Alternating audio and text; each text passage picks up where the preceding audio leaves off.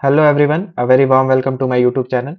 आज का जो जॉब रहने वाला है वो एयरपोर्ट अथॉरिटी ऑफ इंडिया की तरफ से है। और अभी मैं जो है एयरपोर्ट अथॉरिटी ऑफ इंडिया का जो ऑफिशियल वेबसाइट है मैं उस पे हूँ।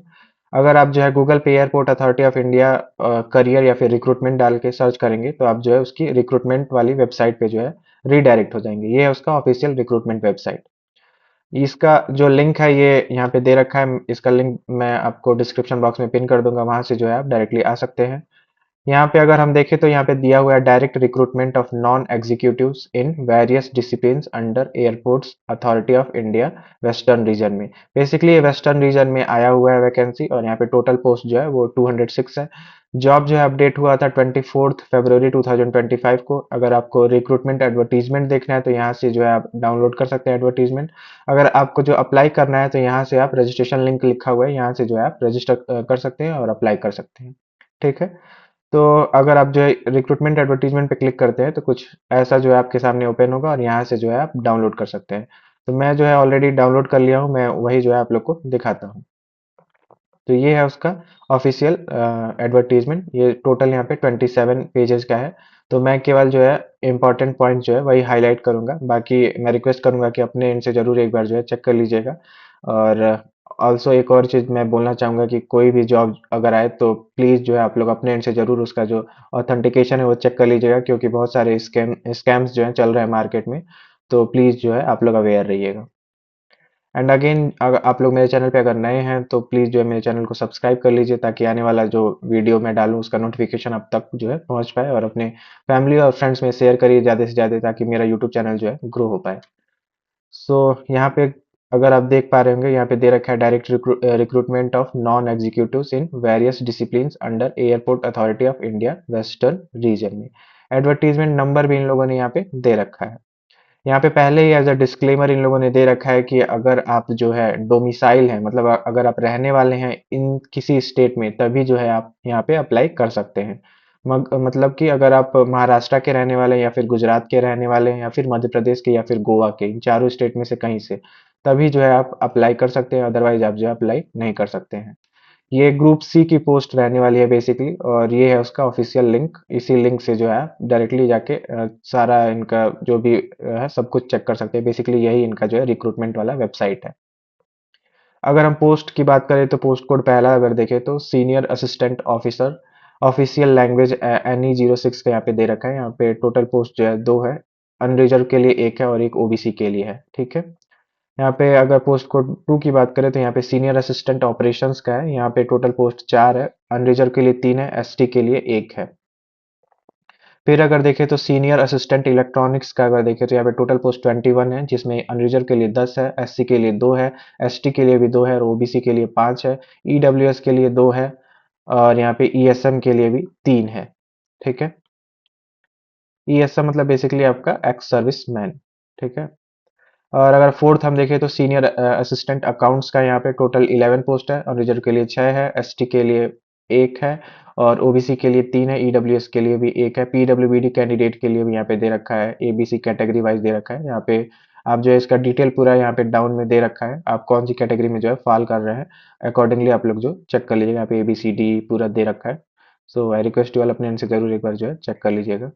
अगर फिफ्थ देखें तो जूनियर असिस्टेंट का है, फायर सर्विसमैन का। बेसिकली यहाँ पे जो है टोटल अगर देखें तो 168 पोस्ट है, और अनरिजर्व के लिए 82 है यहाँ पे, और एससी के लिए 22 है, एसटी के लिए 22 है अगेन, ओबीसी के लिए 25 है, ईडब्ल्यूएस के लिए 16 है, पीडब्ल्यूबीडी कैंडिडेट के लिए नहीं है, एक्स सर्विसमैन के लिए 24 है, और एक्स अग्निवीर के लिए यहाँ पे दिया हुआ है 16 पोस्ट है। ठीक है। यहाँ पे पूरा पीडब्ल्यूबीडी कैंडिडेट का अगेन डिटेल दे रखा है, तो अपने एंड से जरूर चेक कर लीजिएगा कि आप जो है कौन सी कैटेगरी में फॉल हो रहे हैं। क्वालिफिकेशन की बात अगर करें तो पहला अगर देखें सीनियर असिस्टेंट ऑफिशियल लैंग्वेज का जो है, यहाँ पे आपका जो मास्टर डिग्री होना चाहिए ये हिंदी में with English as a subject at a graduation level. मतलब अगर आपका जो मास्टर हिंदी में है तो यहाँ पे आपका इंग्लिश एक सब्जेक्ट होना चाहिए ग्रेजुएशन लेवल तक, तो यहाँ पे जो है आप अप्लाई कर सकते हैं। या फिर अगर आपका जो मास्टर्स है इंग्लिश में, मतलब का पीजी इंग्लिश में किया है आपने, तो यहाँ पे हिंदी एक सब्जेक्ट होना चाहिए ग्रेजुएशन लेवल तक। ठीक है। एक सब्जेक्ट आपका पढ़ा होना चाहिए, तभी आप जो है यहाँ पे अप्लाई कर सकते हैं। या फिर अगर आपके पास masters in any subject apart from Hindi English, मतलब कि आपका मास्टर किसी भी सब्जेक्ट में है, हिंदी इंग्लिश में ज़रूरी नहीं है, किसी भी सब्जेक्ट में है, तो आपका जो है हिंदी और इंग्लिश जो है एक सब्जेक्ट मतलब पढ़ा होना चाहिए, तो अगेन यहाँ पे जो है एलिजिबल है। या फिर अगेन यहाँ पे दे रखा है कि masters in any subject apart from Hindi English from recognised university along with Hindi and English as a medium and compulsory optional subject or medium of examination at a graduation level. मतलब कि आपका जो है यहाँ पे मास्टर्स डिग्री है, मतलब किसी भी सब्जेक्ट में, ये कोई जरूरी नहीं है हिंदी इंग्लिश में है कि नहीं, बट आपका जो है एक सब्जेक्ट होना चाहिए Hindi English as a compulsory या फिर इलेक्टिव सब्जेक्ट की तरह। तो यहाँ पे जो है आप एलिजिबल है, सेम यही यहाँ पे इंग्लिश के लिए भी है और हिंदी के लिए भी है, ठीक है। या फिर अगेन आपके पास ग्रेजुएशन डिग्री है एक किसी भी रिकॉग्नाइज्ड यूनिवर्सिटी से, हिंदी इंग्लिश में कंपलसरी सब्जेक्ट की तरह, तो यहाँ पे जो है आप अप्लाई कर सकते हैं। या फिर अगर आपके पास ऑप्शनल सब्जेक्ट या मतलब बेसिकली इलेक्टिव सब्जेक्ट की तरह भी है, आपने पढ़ा हुआ है, तो यहाँ पे अगेन आप जो है अप्लाई कर सकते हैं, ठीक है। यहाँ पे लिटरेसी टेस्ट होगा एमएस ऑफिस हिंदी में आपका बेसिकली, ठीक है। यहाँ पे अगेन आपका एक्सपीरियंस मांग रहा है कि 2 साल का आपका रेलिवेंट एक्सपीरियंस होना चाहिए कंसर्न डिसिप्लिन में। अगर सेकंड देखें तो सीनियर असिस्टेंट ऑपरेशंस का पोस्ट है, यहाँ पे ग्रेजुएशन मांग रहा है विद एलएमबी लाइसेंस, आपके पास लाइसेंस भी होना चाहिए, प्लस अगर आपके पास अगर डिप्लोमा है मैनेजमेंट में तो आपको प्रेफरेंस दिया जाएगा। 2 साल का यहाँ पे रेलिवेंट एक्सपीरियंस मांग रहा है। तीसरा अगर देखें तो सीनियर असिस्टेंट इलेक्ट्रॉनिक्स का है बेसिकली यहाँ पे पोस्ट, और यहाँ पे आपका डिप्लोमा होना चाहिए इलेक्ट्रॉनिक्स में या फिर टेलीकम्युनिकेशन में या फिर रेडियो इंजीनियरिंग में, तो यहाँ पे आप एलिजिबल हैं। 2 साल का यहाँ पे भी रेलिवेंट एक्सपीरियंस मांग रहा है। और अगर फोर्थ देखें तो सीनियर असिस्टेंट अकाउंट्स का पोस्ट है, यहाँ पे ग्रेजुएट है अगर आप प्रिफरेबली बीकॉम में या फिर कंप्यूटर लिटरेसी टेस्ट में, और कंप्यूटर लिटरेसी टेस्ट होगा आपका एमएस ऑफिस में बेसिकली, तो यहाँ पे आप जो है एलिजिबल है। आपका बस बेसिकली यहाँ पे केवल बीकॉम ही मांग रहा है, अगर आपके पास बीकॉम है तो आप जो है एलिजिबल हैं, और यहाँ पे 2 साल का जो है रेलिवेंट एक्सपीरियंस मांग रहा है। फिफ्थ अगर देखें तो जूनियर असिस्टेंट फायर सर्विस का है बेसिकली, यहाँ पे आपका 10+3 इयर्स अप्रूव्ड रेगुलर डिप्लोमा होना चाहिए, और मैकेनिकल डिप्लोमा जो है आपका मैकेनिकल ऑटोमोबाइल में होना चाहिए या फिर फायर विद पास मार्क्स में, तो यहाँ पे आप जो है एलिजिबल हैं। या फिर आपके पास 12th पास है आप, और रेगुलर स्टडी या फिर पास मार्क्स भी है आपका, तो यहाँ पे भी अगेन आप एलिजिबल हैं। आपके पास जो है ड्राइविंग लाइसेंस होना चाहिए, हैवी व्हीकल्स का driving licence as on the date of advertisement, और यहाँ पे या फिर आपके पास valid medium vehicle licence issued होना चाहिए at least 1 year before the date of advertisement. मतलब 1 साल का तो आपके पास जो है काइंड ऑफ एक्सपीरियंस ही मांग रहे हैं, ये 1 साल का आपके पास व्हीकल चलाने का एक्सपीरियंस होना चाहिए, तो यहाँ पे जो है आप एलिजिबल है, ठीक है। या फिर अगेन आपका valid light motor vehicle licence है, वो भी 2 साल पहले तक का, मतलब अब सपोज आज जो है मतलब इनका एडवर्टीजमेंट पब्लिश हुआ है 24th को, तो 24th से पहले 2 साल तक का आपके पास जो है वो एक्सपीरियंस होना चाहिए, आपका जो इशू डेट है उसका 2 साल का पहले तक का होना चाहिए, तभी यहाँ पे जो है आप एलिजिबल हैं। यहाँ पे कुछ भी ऐसा खास एक्सपीरियंस मांगा नहीं है, बस यही आपका व्हीकल लाइसेंस ही मांगा है। एज लिमिट अगर देखें तो यहाँ पे मैक्सिमम एज जो है आपका 30 इयर्स रहना चाहिए इस डेट के अकॉर्डिंग। अगेन रिलैक्सेशन आपको मिलेगा, अगर आप SC ST कैंडिडेट है तो 5 साल का रिलैक्सेशन है एज में बेसिकली। अगर आप OBC कैंडिडेट है तो आपको 3 साल का एज रिलैक्सेशन मिलेगा। अगर आप PWBD कैंडिडेट है तो 10 साल का एक्सपीरियंस मिलेगा। अगर आप 15 अगर आप SC ST से हैं और PWBD भी हैं तो आपको 15 साल का एक्सपीरियंस मिलेगा, सॉरी रिलैक्सेशन मिलेगा। तो अकॉर्डिंगली जो है आप लोग अपने से जरूर जो है चेक कर लीजिएगा, ठीक है। इम्पॉर्टेंट डेट्स यहाँ पे रहने वाला है, जैसे आपका online opening date for online registration of application ये 25 फरवरी 2025 से जो है अप्लाई कर सकते हैं, और लास्ट डेट रहने वाला है 24 मार्च 2025। मतलब बेसिकली पूरा 1 महीने का आपके पास टाइम है अप्लाई करने का, तो आराम से आप जो है अप्लाई कर सकते हैं। और ये tentative date of online examination यहाँ पे नहीं दे रखा है, यहाँ पे इनका ऑफिशियल वेबसाइट दे रखा है, यहीं पे जो है अनाउंस होगा, तो आप जो है टाइम टू टाइम चेक करते रहिएगा इनका ऑफिशियल वेबसाइट, ताकि कुछ भी इंपॉर्टेंट अनाउंसमेंट हो तो वो आपसे छूट ना पाए। पे स्केल अगर देखें तो यहाँ पे अगर आप senior assistant group C NE 6 के अकॉर्डिंग जो है आपका जॉब लगता है, तो यहाँ पे ₹36,000 आपको मिलेगा पर मंथ, और 3% आपको जो है ये उसमें आपका DA वगैरह ये सब आपको मिलेगा, इतना मतलब अलाउंसेस। जूनियर असिस्टेंट आपका अगर आप एज ए जूनियर असिस्टेंट आपका जॉब लगता है तो ग्रुप सी का अगेन ये भी पोस्ट है NE 4, यहाँ पे आपका ₹31,000 आपको मिलेगा, और 3% आपको टोटल ये सब मिला के आपको मिलेगा, ठीक है। मतलब आपका जो है यहाँ 36,000 से शुरू होके जो है 1,10,000 तक आपका जो है ये हो सकता है आपका टोटल पेमेंट है। यहाँ पे आपका 31,000 से लेके टोटल 92,000 तक आपका हो सकता है पेमेंट। इमोलमेंट्स अगर देखें तो आपका डीएनएस अलाउंसेस आपको मिलेगा, ये सारा सब कुछ perks at the rate 35% of basic पे आपको मिलेगा। एचआरए और अदर बेनिफिट्स भी आपको मिलेंगे, जैसे पीएफ का, ग्रेचुटी का, सोशल सिक्योरिटी स्कीम्स का, मेडिकल बेनिफिट्स वगैरह आपको जो है as per the airport authority of India rules and regulation के तहत आपको जो है सारी बेनिफिट्स आपको मिलेंगी। इंपॉर्टेंट इंस्ट्रक्शंस अगर देखें तो only Indian national who are domicile of Maharashtra, Gujarat, Madhya Pradesh and Goa वही जो है अप्लाई कर सकते हैं। ये तो मैंने पहले ही बता रखा है आपको। बाकी यहाँ पे ओबीसी सर्टिफिकेट कैसा होना चाहिए, एसटी एससी सर्टिफिकेट कैसा होना चाहिए, सारा डिटेल यहाँ पे जो है इन लोगों ने दे रखा है, तो अपने एंड से जरूर जो है आप लोग एक बार चेक कर लीजिएगा।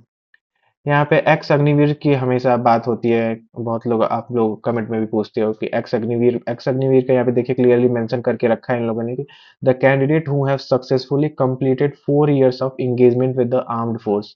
मतलब आपका जो है 4 साल कंप्लीट हो गया है किसी आर्मी आर्म्ड फोर्स में, तो यहाँ पे जो है आपको उसका स्कैन्ड कॉपी जो है आपके पास कॉपी मिला होगा, उस मतलब अगर आप वहाँ पे काम किए हैं तो एक्स अग्निवीर सर्टिफिकेट आपको मिला होगा, बेसिकली इशू हुआ होगा आर्म्ड फोर्स के द्वारा, तो वही जो है आपको अपलोड करना है। ठीक है।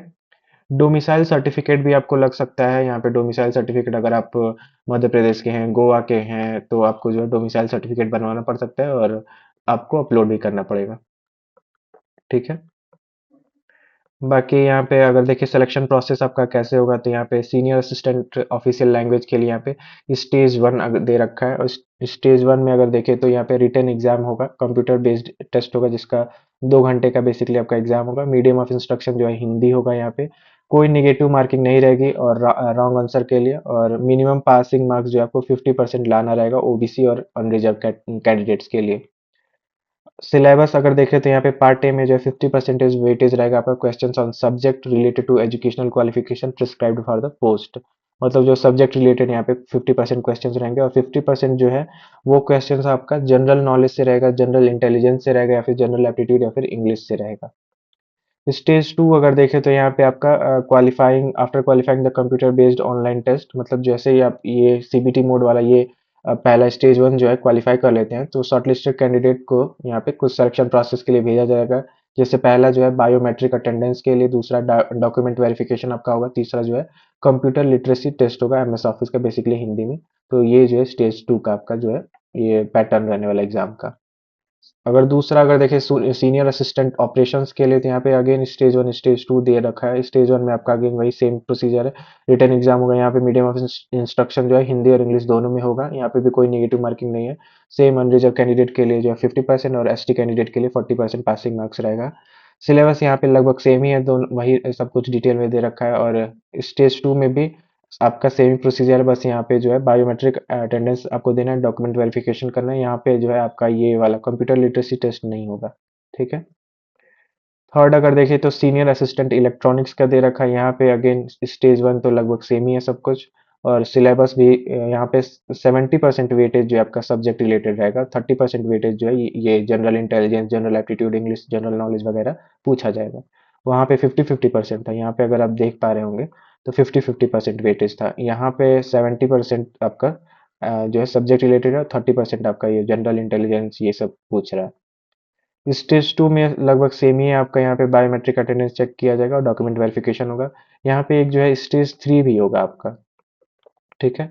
स्टेज 3 में बेसिकली अगर आप जो है रिटन एग्जाम वगैरह क्वालिफाई कर ले रहे हैं, तो उसके बाद से short listed provisionally selected candidate शैल अंडरगो अब इनिशिएट ट्रेनिंग, मतलब आपका जो है ट्रेनिंग के लिए आपको भेजा जाएगा। यहाँ पे अगर आप ट्रेनिंग में जो है आप सुटेबल नहीं पाए जाए, मतलब अगर आप जो है अ, अच्छा परफॉर्म नहीं कर रहे हैं वहाँ पे, तो यहाँ पे जो है आपको डिसकंटिन्यू कर सकते हैं, मतलब आपका कैंडिडेचर फेल हो सकता है। तो यहाँ पे ट्रेनिंग में भी जो है आपको अच्छे से यहाँ पे ट्रेनिंग करनी है, तो ताकि यहाँ पे जो है आप सिलेक्शन ले पाओ। ट्रेनिंग पीरियड आपका यहाँ पे जब तक आपका ट्रेनिंग पीरियड चलेगा तब तक आपको स्टाइपेंड दिया जाएगा 25,000 पर मंथ। ठीक है। 25,000 पर मंथ आपको एज अ स्टाइपेंड दिया जाएगा ट्रेनिंग पीरियड में। अगर फोर्थ देखें तो सीनियर असिस्टेंट अकाउंट्स का पोस्ट है यहाँ पे, और यहाँ पे अगेन स्टेज 1 स्टेज 2 दे रखा है। स्टेज 1 में भी लगभग सेम ही है सब कुछ, और स्टेज 2 में अगेन वही 70% और 30% वाला क्राइटेरिया यहाँ पे भी फॉलो हो रहा है।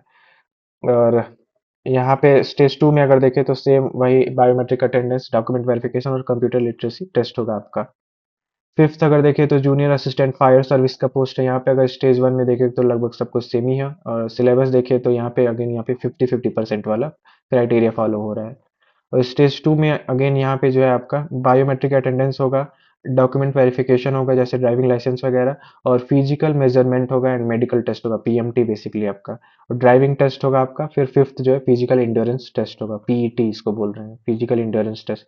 ये फिजिकल इंड्योरेंस टेस्ट मतलब बेसिकली ये पूरा दे रखा है इन लोगों ने डिटेल में, मेडिकल एग्जामिनेशन वगैरह सब कुछ, बोथ मेल एंड फीमेल दोनों के लिए। तो देखिए फिजिक आपका होना चाहिए कैसा, मेल और फीमेल के लिए गुड होना चाहिए। आई साइट आपका ये दे रखा है उसका पूरा detail, hearing speech both male and female के लिए सब कुछ डिटेल में इन लोगों ने जो दे रखा है। ड्राइविंग टेस्ट होगा आपका। उसके बाद से जो है अगर आप मेल कैंडिडेट है तो फिजिकल इंड्योरेंस टेस्ट में आपका देखिए यहाँ पे पूरा डिटेल दे रखा है। 100 मीटर रनिंग होगा, लिफ्टिंग होगा, पोल क्लाइंबिंग होगा, रोप क्लाइंबिंग होगा, फुल लैडर क्लाइंबिंग होगा, ये पूरा डिटेल इन लोगों ने दे रखा है।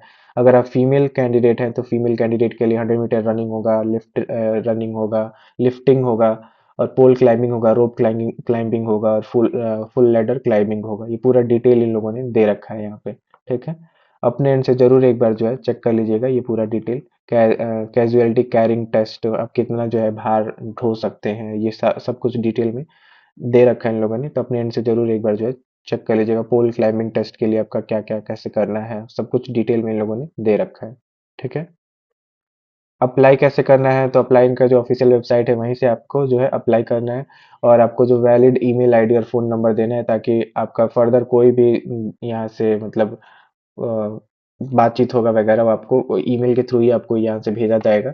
तो अपना ईमेल आईडी और मोबाइल नंबर जो है दोनों जो है वैलिड दीजिएगा ताकि कोई भी जो है आपको परेशानी ना हो बाद में। ठीक है, यहाँ पे डिटेल में दे रखा है कि अप्लाई कैसे करना है। स्टेप 1 जो है पहले साइन अप करना है, फिर जो आपको पासवर्ड वगैरह आपको बनाना पड़ेगा, यूजर आईडी वगैरह सब कुछ। फिर फिलिंग ऑफ एप्लीकेशन, मतलब उसके बाद से एप्लीकेशन आपको फिल करना है। तो उसमें आपको फोटोग्राफ इमेज कैसा होना चाहिए, पूरा डायमेंशन वगैरह सब कुछ दे रखा है इन लोग का। सिग्नेचर इमेज भी आपका जो है दे रखा है, और scan copy to be attached with the application form, मतलब पूरा आपका स्कैन कॉपी, मतलब आपका domicile certificate, educational qualification certificate, 10th का मार्कशीट, ये सारा डिटेल जो है आपको सबमिट करना है यहाँ पे। फिर उसके बाद से प्रीव्यू पे क्लिक करना है। अगर आपका कुछ गलत है तो आप जो है एडिट कर सकते हैं, नहीं तो आप जो है सब कुछ सही है तो सबमिट बटन पे क्लिक करके सबमिट कर दीजिएगा। कोई भी आपको जो टेक्निकल क्वेरी हो रही है फॉर्म फिलअप करते वक्त, तो यहाँ पे जो इनका हेल्प डेस्क के लिए नंबर दे रखा है, उस हेल्प डेस्क पे कॉल करके जो है आप इनसे हेल्प ले सकते हैं, और किसी भी मीन्स में। ठीक है, बाकी आपको जो है ऑनलाइन ही अप्लाई करना है। इनका करियर वेबसाइट है, ये है उनका वेबसाइट, यहीं से जाके आप डायरेक्टली अप्लाई कर सकते हैं, या फिर मैंने जो पहले दिखाया था वहाँ से भी जो है आप जाके अप्लाई कर सकते हैं। और कुछ खास दिया नहीं हुआ है यहाँ पे। सेंटर आपका रहने वाला है बेसिकली यही पणजी गोवा में, अहमदाबाद में, औरंगाबाद में, मुंबई में और इंदौर में। यही 5 जगह जो है आपका जो सिटी ऑफ एग्जामिनेशन सेंटर आपका रहने वाला है। एप्लीकेशन फ़ी अगर देखें तो यहाँ पे 1000 रुपीज़ आपको देना पड़ेगा, ओबीसी, एनसीएल या फिर जनरल कैंडिडेट के लिए, या फिर ईडब्ल्यूएस कैंडिडेट के लिए, और फिर एक्स अग्निवीर कैंडिडेट के लिए भी, और केवल ऑनलाइन ही पे करना है सब कुछ। अगर आप एससी, एसटी या फिर पीडब्ल्यूबीडी या फिर एक्स सर्विसमैन हैं तो, या फिर आप वुमेन कैंडिडेट हैं तो आपको जो है फीमेल कैंडिडेट के लिए आपको कोई फ़ी नहीं देनी है, एग्जेम्प्टेड है यहाँ। ठीक है, यहाँ पे कोई भी प्रिंट आउट वगैरह जो है एआई ऑफिस पे नहीं भेजना है, सब कुछ जो है वो सॉफ्ट कॉपी ही होगा, सब कुछ ऑनलाइन ही होगा यहाँ पे। जनरल इंस्ट्रक्शन वगैरह सब कुछ दे रखा है, अपने इनसे जरूर एक बार जो है पढ़ लीजिएगा। So that's it. यहाँ पे अनाउंसमेंट वगैरह जो भी फर्दर आएगा इनके ऑफिशियल वेबसाइट पे ही आएगा, और ये है उनका ऑफिशियल वेबसाइट। ये ऑफिशियल वेबसाइट का जो है लिंक, इनका करियर वेबसाइट का बेसिकली ये लिंक है, इसका लिंक जो है मैं डिस्क्रिप्शन बॉक्स में अगेन जो है पिन कर दूंगा, मैं वहाँ से जो है आप डायरेक्टली आ सकते हैं। तो दैट्स इट, यहाँ पे पूरा इनका एनेक्सर वगैरह दे रखा है। अगेन आप जो है अपने end से एक बार जरूर चेक कर लीजिएगा। तो दैट्स इट, एनी क्वेरी है तो आप जो है कमेंट बॉक्स में कमेंट कर सकते हैं। And again I request you all, जितना हो सके उतना जो है मेरे चैनल को सब्सक्राइब करिए, और ये वीडियो को मेरे शेयर भी करिए और लाइक भी करिए मेरी वीडियोस को। So thank you very much.